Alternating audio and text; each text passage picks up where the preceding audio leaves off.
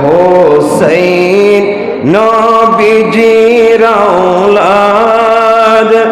সালাম জানাই মোরা তোমায়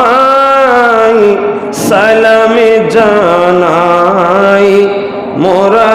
তোমায় কিভাবে সহ্য করেছিলেন নবী সোনার মদিনায় যে সময় এজিদের দল তোমার গলায় সরি সলায় হে হুসাইন নবীজির আওলাদ সালাম জানাই মোরা তোমায় সালাম জানাই মোরা তোমায়